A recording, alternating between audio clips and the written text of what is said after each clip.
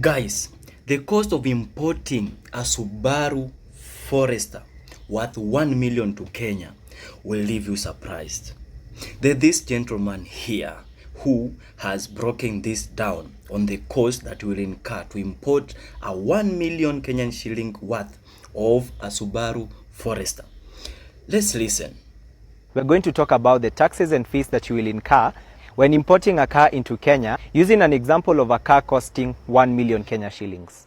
I'm going to use an example of a recent buyer who decided to import a Subaru Forester from Japan, which was worth $7,000, which comes to about 1 million Kenya shillings. So the first cost is the marine insurance and shipping cost. In this case, he paid 450,000 Kenya shillings.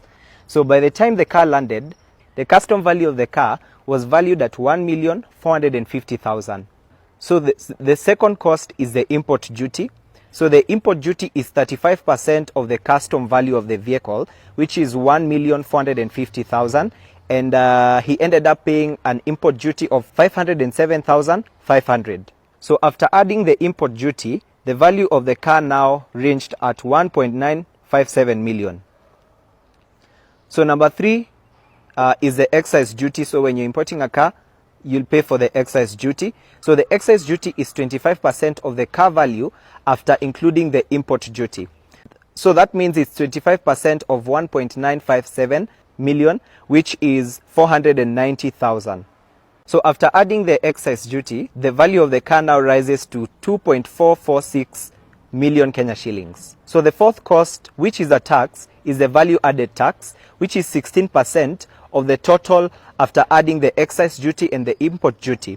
So that is 16% of 2.446 million Kenya shillings, which is around 391,500.